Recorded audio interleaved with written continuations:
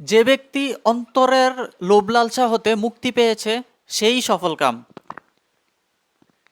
যে লোক সত্য নিয়ে আসে এবং নিজে তা বিশ্বাস করে সেই মুত্তাকি। মুত্তাকি মর্যাদাবান স্তর। এরপরেও মুত্তাকি ব্যক্তিকেও আত্মশুদ্ধি অর্জন করতে হয়।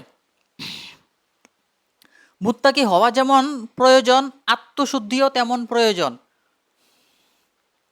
মুত্তাকি হওয়া ও আত্মশুদ্ধি অর্জন জান্নাতে নিয়ে যাবে, জাহান্নাম থেকে বাঁচাবে। যারা পরম মুত্তাকি তারা আত্মশুদ্ধি অর্জনের লক্ষ্যে নিজ সম্পদ দান করে থাকে। স্বভাবগত কার্পণ্য হতে মুক্তি লাভের উদ্দেশ্যে নিজ সম্পদ দান আত্মশুদ্ধি অর্জনকারীদের একটি পন্থা, সফলতা লাভকারীদের একটি বৈশিষ্ট্য। কেউ যদি মামুলি বস্তু চায় তবে এরূপ সামান্য বস্তু দিতে অস্বীকার না করা, বরং সহায়তা করা। দান সদাক্কা মন্দ কর্মসমূহের প্রায়শ্চিত্ত করে দেয়। প্রকাশ্যে দান করলেও ভালো, গোপনে দান করলে আরও অনেক ভালো। সৃষ্টিকর্তা দান সদাকাকে বর্ধিত করেন। দান সদাকা মানুষকে পবিত্র করে। সামর্থ্যবান ব্যক্তি কৃপণতাবশত নিজ হাত ঘাড়ের সাথে বেঁধে না রাখা, অর্থাৎ গরিবকে ফিরিয়ে না দেয়া। আবার অল্প সামর্থ্যবান ব্যক্তি এত বেশিও দানশীল না হওয়া যাতে নিজেই অভাবে পড়তে হয়, নিঃস্ব হতে হয়। তাই সম্পূর্ণ হাত খুলেও না রাখা।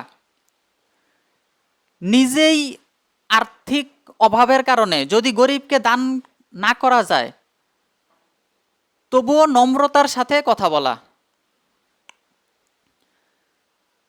প্রকৃত মুসলমানকে ঋণ দিলে সৃষ্টিকর্তার পক্ষ থেকে দাতার জন্য তা বহুগুণ বেড়ে যায়, গুনাহ মাফ হয়। এরূপ ঋণ প্রদানই উত্তম ঋণ প্রদান। মুনাফিক ও কাফেরদের বিরুদ্ধে যুদ্ধেও মুসলমানদেরকে অর্থ দিয়ে সহায়তা করা। কেউ সৃষ্টিকর্তাকে সাহায্য করলে সৃষ্টিকর্তাও তাকে সাহায্য করবেন, তার কদম অবিচলিত রাখবেন।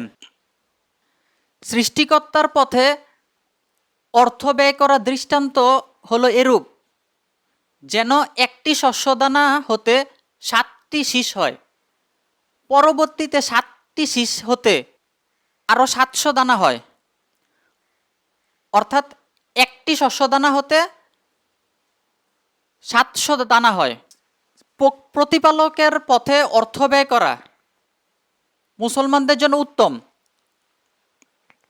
বিপরীতে যারা সৃষ্টিকর্তার পথে অর্থ ব্যয় করে না, তারা যেন নিজ হাতে নিজেদেরকে ধ্বংস করতেছে।